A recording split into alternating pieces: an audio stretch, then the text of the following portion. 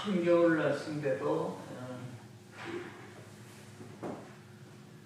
그렇게 춥지 않습니다. 앞으로 열흘간의 일기예보를 봐도 별로 추운 날은 없을 듯 싶습니다. 어제가 소환이니까 음력절기로 소환 대안이 있는데, 소환은 말 그대로 적은 추위고 대안은 큰 추위라서 그렇게 이름이 붙여졌지만은 옛말에 대안이가 소환이네 집에 놀러 갔다가 얼어 죽었다는 말이 있듯이 적은 추위라고 하는 소환이 더 매섭게 추웠던 것이 사실입니다. 소환도 지나고 또 조금 있으면 대안, 구정 전에 소환 대안이 다 있고, 그러다 보면 바로 입춘 우수경치기. 뭐 추워봤댔자 그렇게 긴 날이 아니기 때문에, 그럼에도 경제적으로 어렵게 살아가는 이런 사람들이 주변에 많이 있고, 이런 사람들은 겨울나기가 더욱 고통스러울 것이기에 저도 실내 온도를 조금 낮췄습니다. 미안한 마음이 들어서 좀 뜨뜻하게 해도 몇만 원, 가스가 올랐다고 해도 이거 석유 뗄 때에다가 비하면은 아주 싼 값으로 난방을 할 수 있지만은, 나만 뜨뜻하게 너무 호강하는 것 같아서 한 3도 정도 내렸더니 처음에는 조금 으쌰한 감이 있어서 겉옷을 입고 있는데, 또 며칠 지나니까 또 몸이 적응을 했습니다. 아무튼 이 겨울 건강에 유의하시고 겨울을 잘 나시기 바랍니다. 오늘 그 본문 말씀에 다윗이 하나님 앞에 그 감사의 기도를 드림에 있어서 내게 주신 그 은혜를 무엇으로 보답할꼬 하면서 안타까운 심정을 고백을 했습니다. 우리 찬송가에 있듯이 지금까지 지내온 모든 것들, 당시에는 그렇게 실감하지 못했지만은 지나놓고 되돌아 생각해 보면 참으로 은혜 아닌 것이 하나도 없었고, 모든 것이 하나님의 도우심으로 인해서 되어졌다고 하는 것을 믿음이 있는 사람들이라면 부인할 수 없겠고, 그래서 지나간 것이지만 그때의 은혜를 베푸신 하나님께 감사를 드리곤 하는 이러한 일들은 믿는 우리 모든 성도들이 늘상 생활 속에서 경험하는 이런 일들이기도 합니다. 바울은 디모데에게 보내는 두 번째 편지에서 마지막 때에 되어질 특징을 말하는 가운데에 저희가 무정하며 원통함을 풀지 아니한다, 감사치도 아니한다, 거룩하지도 아니하고 부모를 거역하고 이기적이고 해방하여 팔며 조급하며 하나님 사랑하는 것보다 돈을 더 사랑하고 쾌락을 더 사랑하게 되는 그러한 때가 올 것을 디모데에게 편지를 했고, 우리는 성경에 말씀하신 그런 시대를 지금 우리는 살아가고 있습니다.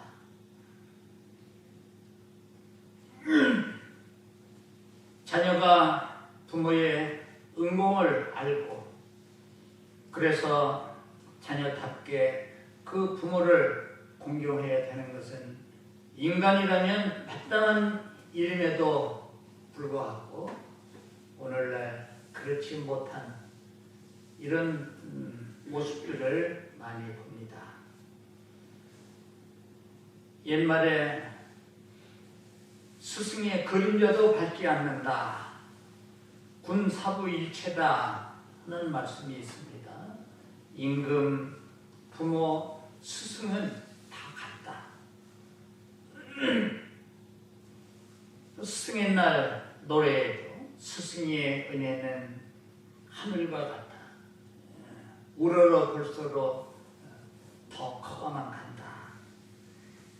뭐 이런 노래말도 있어서 스승의 날 노래를 부릅니다마는 그러나 학교 현장에서는 정말로 이전에는 우리가 상상하지도 못했던 이런 일들이 교육 현장에서 일어나고 있는 것을 우리는 뉴스를 통해서 알고 있습니다. 사람이 은혜를 안다고 하는 것, 그것 자체가 자신에게도 얼마나 행복한 일인지 알 수 없습니다. 누군가에게 고마운 마음을 가졌다고 하는 그 자체가 자기의 마음을 매우 행복스럽게 한다 이 말이죠. 반대로 욕심과 다른 사람에 대한 원망과 다른 사람에게 대한 증오심을 가지고 있으면 그것 자체가 자기를 괴롭히는 요인이 됩니다. 이 성경의 시편은 쭉 보면은요, 그 시인들이 그 마음속에 하나님의 은혜에 대한 감사하는 그 마음으로 가득 차 있는 것을 성경을 읽으며 느낍니다. 복 있는 사람은 악인의 길을 쫓지 아니하고, 그래서 이런 복된 삶을 사는 사람들이 누구냐?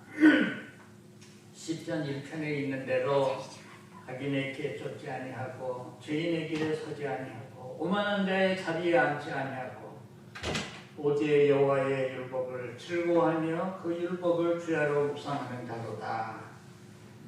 하나님의 말씀을 늘 묵상하고 그 말씀을 쫓아 사는 사람이 복이 있는 사람인데, 시편은 150편이나 되는 66권 중에 제일 장수가 많은 성경입니다. 이렇게 시작한 시편 1편이 시편 150편 마지막 6절에 보면 호흡이 있는 자마다 여호와를 찬양할지어다 할렐루야. 1편의 복의 문으로 들어가서 하나님을 경외하며 하나님이 주시는 각종의 은총을 누리며 축복스러운 삶을 살다가 마지막은 할렐루야로 생을 마치게 되는, 그게 이제 복 있는 사람들의 그 삶입니다.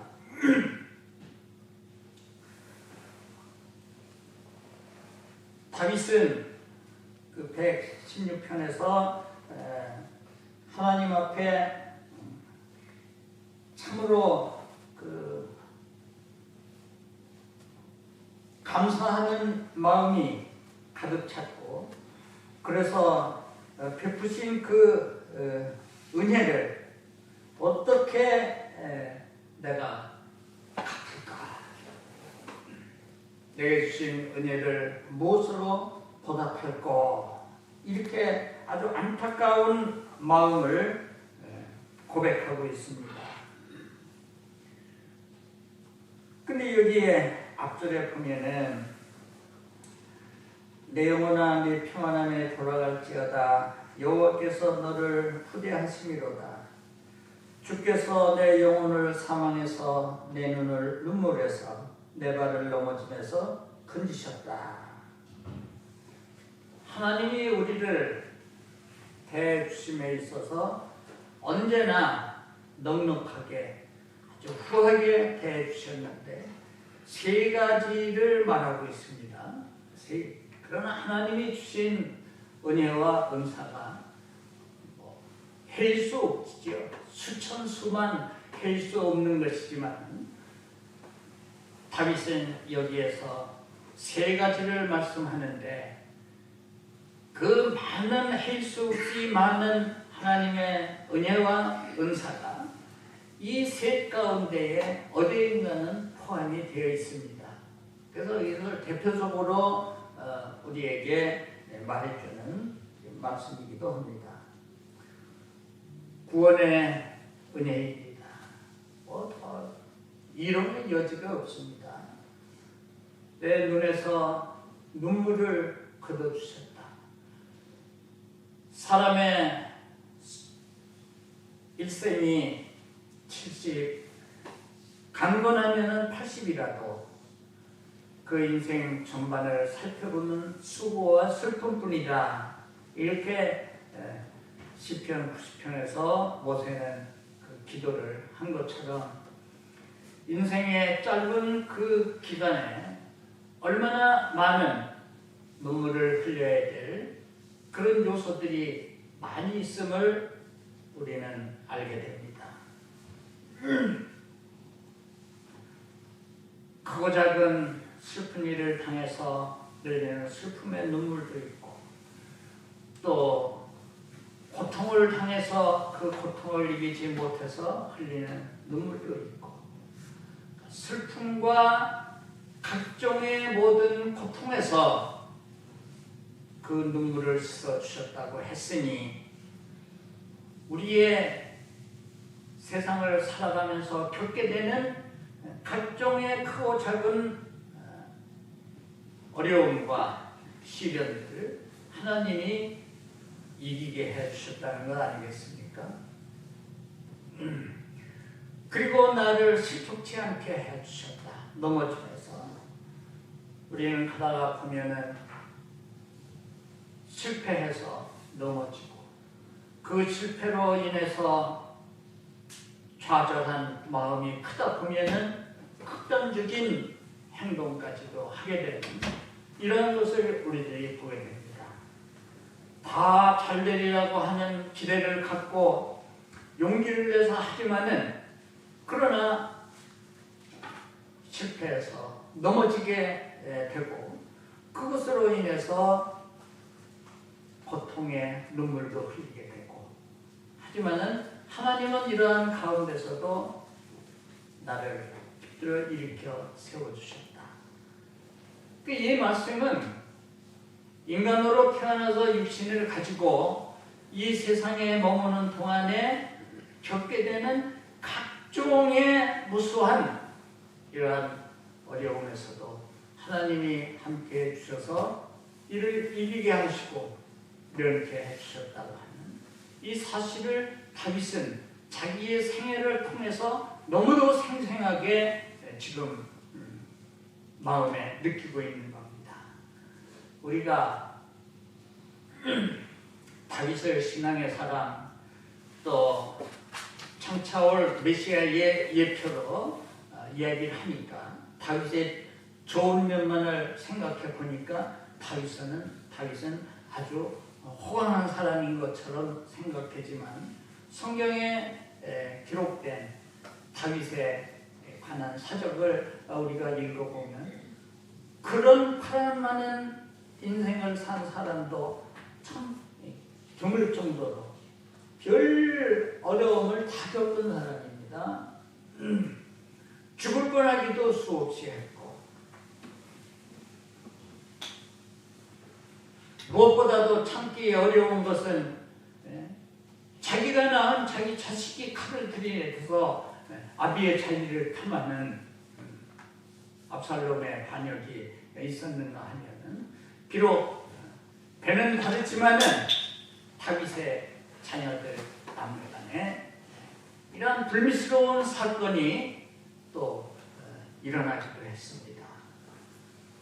그리고 자기의 잘못으로 인한 결과이지만은 엄청난 환난과 시련을 겪은 것도 다윗입니다. 그럼에도 다윗은 오늘 말씀처럼 하나님이 내게 은혜를 베푸셨고 하나님이 베푸신 그 은혜를 내가 보답하기는 해야 될 터인데 무엇으로 보답을 할까 하는 안타까운 그의 고백을 오늘 우리가 성경에서 대하게 됩니다. 모든 신앙의 위인들은 같은 심정으로 살아갔음을 보게 됩니다. 구약에서 이 다윗이 그러했다면 신약 시대에도 예외는 아닌데 대표적으로 사도 바울이 그러한 분입니다. 사도 바울이 데살로니가 교회에 보내는 그 편지에서 이러므로 너희가 주 안에 굳게 선즉 우리가 이제는 살리라. 우리가 우리 하나님 앞에서 너희를 인하여 모든 기쁨으로 기뻐하니 우리가 너희를 위하여 어떠한 감사함으로 하나님 앞에 보답할꼬. 다윗이 내게 주신 은혜를 무엇으로 보답할꼬 하는 안타까운 심정을 토한 것처럼 사도 바울도 너희를 위하여 어떠한 감사함으로 하나님 앞에 보답할꼬 하는 동일한 심정을 말해주고 있습니다. 얼마나 하나님의 그 은혜가 감사하게 여겨졌든지 빌립보 교회에 보내는 빌립보서에서 사도 바울은 2장 17절에 이를 말합니다. 만일 너희의 믿음과 너희의 그 봉사 위에 믿음의 제물과 봉사 위에 내가 나를 관제로 드릴지라도 나는 너희들과 함께 기뻐하리라. 빌립보 교인들의 하나님께 대한 그 믿음과 그 봉사와 그 헌신에 대하여 사도 바울은 그것을 하나님 앞에 감사를 드리면서 하나님 앞에 감사를 드리며 나는 거기에 더하여 나를 관제와 같이 나를 드린다. 그 얘기는 뭐냐 하면은 내 순교의 피를 거기에 더한다 할지라도 나는 기쁘다. 너희들이 그렇게 믿음의 제물과 그 봉사를 하는 그것을 보니 나 심히 기쁘고 그래서 거기에 나의 순교의 피를 더한다 할지라도 나는 기뻐하리니 너희도 기뻐하고 나와 함께 기뻐하자. 이런 그 편지를 썼습니다. 빌립보 교회의 이런 그 봉사의 일은 무엇인가? 4장에 밝히 사도 바울이 말하고 있습니다. 이제 너희가 나를 생각하던 것이 다시 싹이 났다. 내가 주 안에서 크게 기뻐한다. 그 크게 기뻐하는 그 이유가 너희가 나를 생각하던 것이 이제 다시 싹이 나니 너희가 이를 위하여 늘 생각은 했었지만은 기회가 없었구나. 그런데 이번에 다시 그런 기회가 너희들에게 오게 되었고 이것을 사도 바울을 위해서 생각하던 그것이 싹이 났다고 그랬는데 다름 아닌 에바브로디도 편에 적지 않은 그 헌금을 사도 바울에게 보내준 거기에 대한 이야기입니다. 나를 생각하던 것이 다시 싹이 난 일로 인해서 내가 주 안에서 크게 기뻐했다. 그러다 보면은 헌금 많이 걷어가지고 그 선교 헌금 많이 갖다 주니까 그래서 기분이 좋았다는 얘기인가? 뭐 어떤 사람들은 그렇게 믿음 없는 사람들은 생각을 할 수도 있겠습니다. 그래서 그 다음 절에는 사도 바울이 그런 말을 합니다. 내가 궁핍함으로 이런 말을 하는 것이 아니다. 나는 어떤 형편에서든지 자족할 수 있는 비결을 내가 배웠다. 어떤 형편에서든지 자족할 수 있는, 스스로 족할 줄 아는 비결을 내가 배웠고, 내가 궁핍해서 어려워서 내가 이런 말을 하는 것이 아니다 라고 했습니다. 내게는 모든 것이 있고 풍부하다고 이제 뒤에도 말했지만은, 그래서 그 자족한다고 하는 그 말은 바로 뒤이어서 나오는 말씀대로 내가 비천에 처할 줄도 알고 아주 그 낮은 그리고 어려운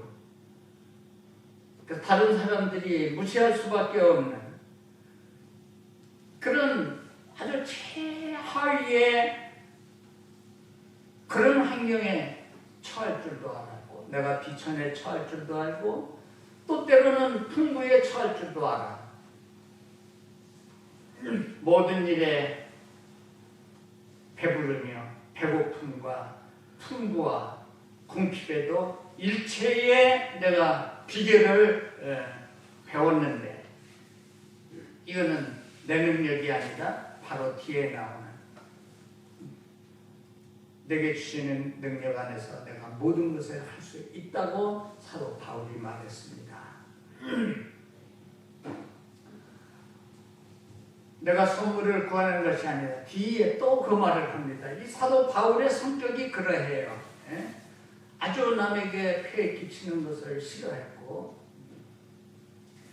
그래서 행여라도 다른 사람이 자기에게 대한 그런 오해를 할까봐 헌금 얘기를 언급할 때도 엄청 조심스럽게 얘기를 했고 지금 빌립보 교회 얼마나 믿음 좋은 교회 자기가 아끼고 보고 싶어하던 그 교회의 편지를 쓰면서도 역시 마찬가지로 조심스럽기는 마찬가지입니다.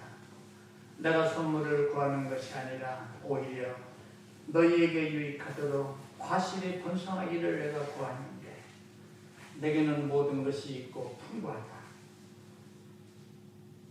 거기에 더하여 에바브로 디도편에 너희의 준 것을 내가 받음으로 풍족하니 이는 하나님이 받으실 만한 것이요 향기로운 제물이 되었다.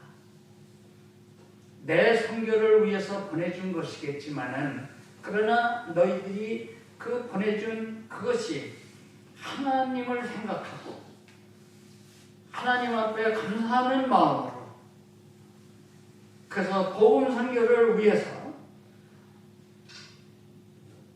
어려운 가운데서도 이렇게 많은 선교 헌금을 보내준 그것이 하나님 앞에는 향기로운 제물이 되었고 하나님을 아주 기쁘시게 하는 것이라고 그랬습니다.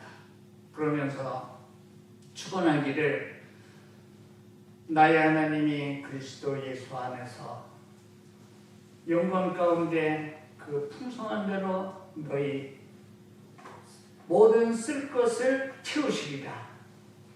하나님 곧 우리 아버지께 세세 무음토로 영광을 돌릴지어다. 아멘. 그 빌립보서 4장 10절로부터 20절에 그 빌립보 교인들이 어려운 가운데서도 빌립보 교회가 무슨 돈이 싸고 많은 가운데서 한 것이 아니다. 고린도 교회에 편지한 것을 보면은 마게도냐 교회에 내리신 하나님의 은혜를 너희에게 내가 알게 해주겠다 하면서 빌립보 교회에 하나님이 베푸신 은혜를 말한다고 하니까 무슨 물질적 축복을 받았다든지 무슨 은사를 받았다든지 그런 소개를 하는 줄 알았더니 전혀 상상 외에 극한 가난과 시련과 환난 가운데서 거기에서도 넘치는 연보를 했다.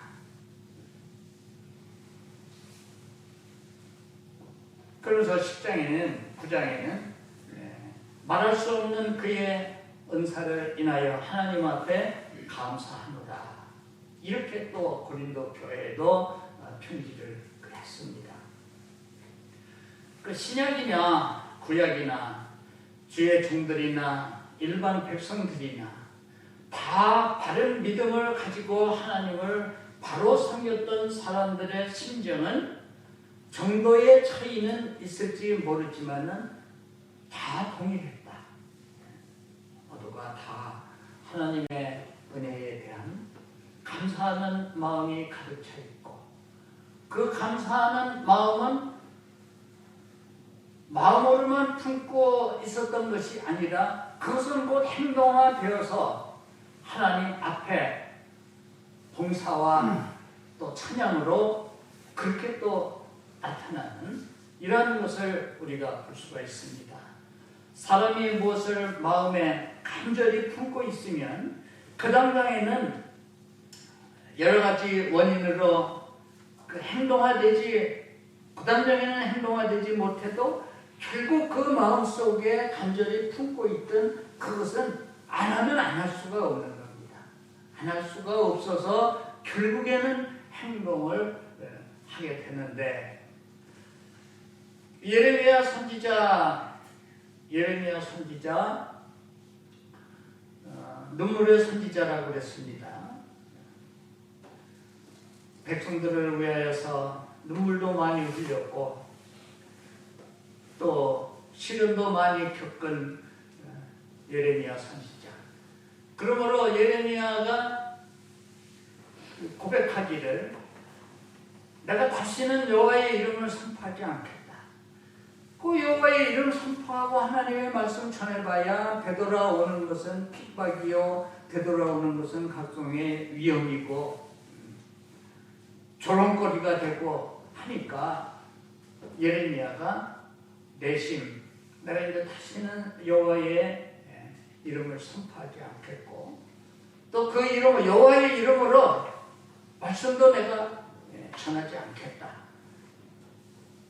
인간이니까 그런 생각을 예레미야도 했다고 그랬어요. 20장 9절에 내가 다시는 여호와의 이름을 선포하지 아니하며 그 이름으로 말하지 아니하리라 하면 내 중심이 불붙는 것 같아서 골수에 사무치니 내가 답답하여 견딜 수가 없나이다. 그래서 다시 또 하나님의 말씀을 또 전하게 되었다고 이렇게 예레미야 20장 9절에 예레미야가 또 말을 했습니다. 이건 뭐냐 하면 사람이 그 마음속에 무엇인가를 간절하게 품고 있으면 그것이 행동화되지 않을 수 없는 것처럼 하나님의 은혜를 말로만 하는 것이 아니라 정말 그 마음속에 그 은혜가 느껴지고 감사하는 마음이 있다면 어떤 형태로든지 그것은 하나님께 대한 감사의 행동으로 나타나게 된다. 이 다윗의 경우도 말로만 이렇게 했는가? 절대로 그렇지 않습니다. 그는 하나님을 위하여서 성전을 지을 계획을 세웁니다. 자기는 일국의 군주로 좋은 집에 거하고 있는데 하나님의 언약궤는 그냥 여기저기 떠돌아다니게 되니 그게 늘 마음에 걸리고 죄송스러워서 하나님의 전을 건축할 생각을 하고 그러면 일국의 군주가 무슨 일을 하려고 마음 먹으면 명령 내리면 되는 겁니다. 그렇죠? 우리가 하나님의 백성이니까 그동안에 하나님의 전도 없이 이렇게 하나님의 죄가 여기저기로다가 옮겨 다니고 이거 이렇게 언제까지 할 수 없지 않느냐. 그러니까 우리가 하나님의 전을 건축하자. 그렇게 명령 내리면 온 백성들이 해가지고 성전 지으면 되는 겁니다. 다윗은 그래 하지 않았어요. 역대기서에 보면은 다윗은 백성들에게도 공포를 해서 백성들도 자원하는 마음으로 가져왔지만은 자기의 사제를 다 풀어서 가서 한번 읽어보세요. 얼마나 엄청난, 오늘날로 치면은 건축 헌금을 얼마나 많이 천문학적 수치를 했어요. 자기의 가지고 있던 사제, 금, 은, 그때로는 그것이 이제 오늘날의 현금이나 마찬가지니까 수천 달란트, 한 달란트가 얼마인지 아십니까? 한 달란트. 은이나 금이나 한 달란트. 금 한 달란트는 34kg 정도 됩니다. 쉽게 말하면 한 달란트는 6천 데나리온이고 성경의 그 화폐 단위로 6천 데나리온이고 1 데나리온은 장정의 하루 품삯입니다. 그러면 하루 품삯을 그래도 요즘 10만 원이라고 친다면 6천 데나리온이라면 얼마입니까? 10만 원이지. 10만 원 곱하기 6천 얼마예요? 계산 안 돼? 네? 얼마예요?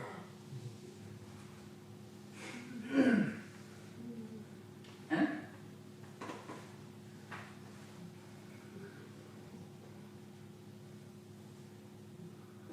6조 되나요? 6천만 원 되나요? 6조 되나요? 6억 대? 6억 대지? 6억. 그럼 1달란트가 6억에 1달란트가 6억. 그러니까 마태복음 25장에 달란트 비유에서 한 종은 한 달란트 받았다고 그랬잖아요. 그럼 오늘날 치면 6억 받은 거예요. 6억이 적은 돈입니까? 5달란트 받은 사람도 있고 5, 6, 30억 받고. 그런데 1달란트가 6억이라면 3,000달란트면 얼마야? 거기다 3,000을 더하면 공 하나 붙이면 60억이고 둘 붙이면 600억이고 셋 붙이면 6천억인가요? 이게 엄청나적인 그거를 금과 은의 사제를 다윗이 드렸다. 기쁨으로 드렸다. 그리고 기도하면서 이 다윗이 무엇이간데 하나님께서 저를 축복하셔서 이렇게 드릴 마음도 주시고 이렇게 드릴 수 있는 이런 축복을 내게 주셨나이까. 이런 기도를 또 다윗이 했습니다.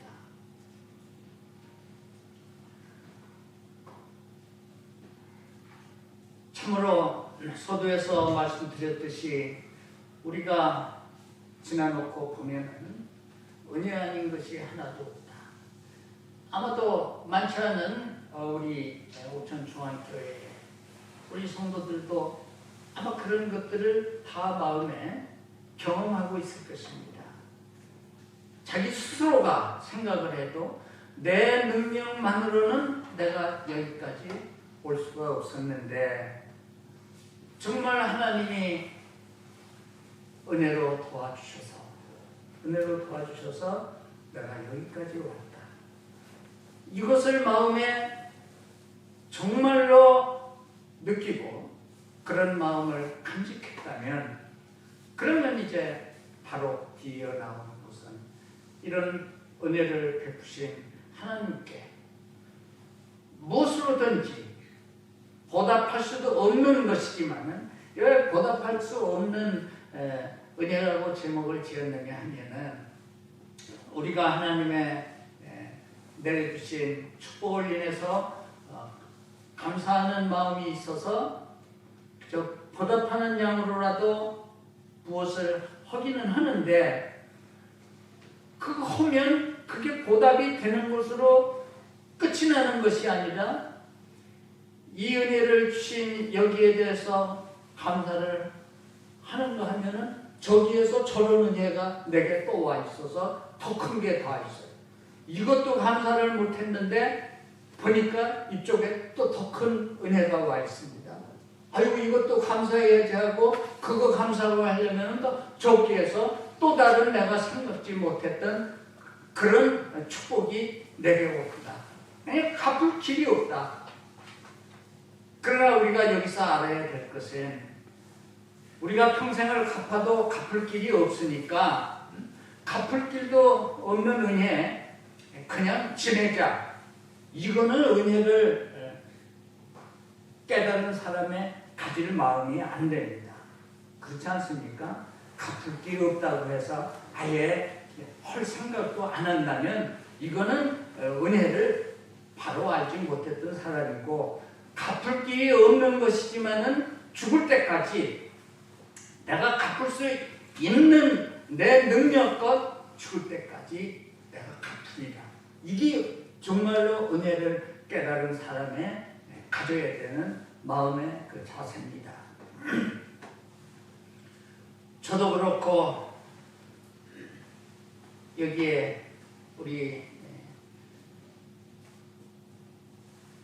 믿음의 식구들 내 능력만으로는 여기까지 올 수가 없었는데 하나님이 도와주셔서 왔고 앞으로도 그러하겠기에 앞으로 나의 모든 삶 속에서 하나님이 주신 은혜를 잊지 아니하고 여기에 대해서 갚을 수 있는 데까지 갚고자 하는 심정으로 다윗처럼 바울처럼 그렇게 신앙생활을 한다면 그것 자체가 우리의 삶을 참으로 행복스럽게 하는 그런 삶이 되는 것입니다.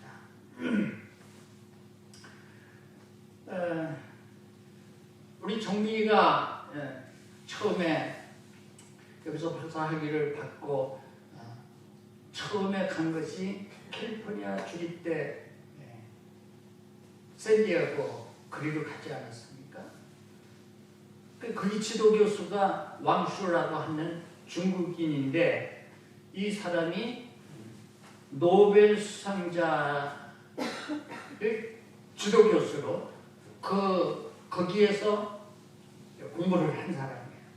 그래서 그 사람의 프로필에는 그게 제일 먼저 나와요.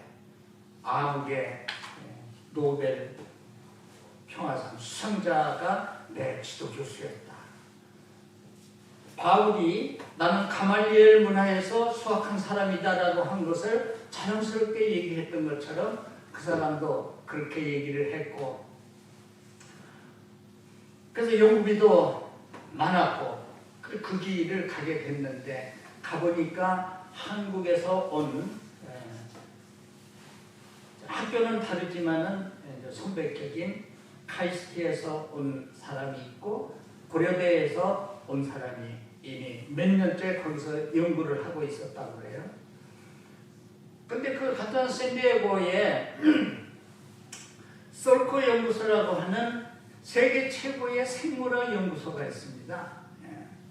그래서 그 UCSD 샌디에고 주립대 거기서 얼마 떨어지지 않은 같은 그 시에 있으니까 아주 바다가 앞에 펼쳐 보이는 좋은 그 언덕 위에 아주 그 건물도 세계적인 건축가인 4대 거장 중에 하나라고 그러는 루이스 칸이 설계를 해서 지은 그 이제 연구소가 있는데 강명진 집사가 건축가 하지 않았어요? 홍대에서. 형이 있을 때 그 솔크 연구소 거기를 한번 갈 기회가 있었어야 되는데 아쉽다고 늘 얘기를 했습니다. 근데 거기는 교수들이 한 5, 60명 있고 노벨 수상자들이 한 5명이 포진하고 있는 명시공이 세계 최고의 생물학 연구소. 그 솔크 박사가 소아마비 백신을 개발한 사람이고, 그래서 그분의 이름을 따서 솔크 연구소라고 명명을 했는데, 정민이가 거기로 이제 옮겨가게 된 거예요. 거기로 옮겨가게. 그 옮겨가게 된 게 이게 자기 실력으로 불가능합니다. 누구든지 거기 가고 싶지. 생물학 연구하는 사람이라면은 그 최고의 연구소에 가는 것만으로도 영광이 되네. 그러나 가고 싶다고 가냐 이 말이죠. 근데 그 길로 갈 수 있는 길이 열려서 그 길로 갔단 말이야. 그랬더니 내가 왜 이 얘기를 하냐 하면 거기에 이미 4, 5년간 먼저 가서 연구를 하고 있던 한국의 선배격인 그 사람들의 얘기가 너를 보니 하나님이 계신가 보다.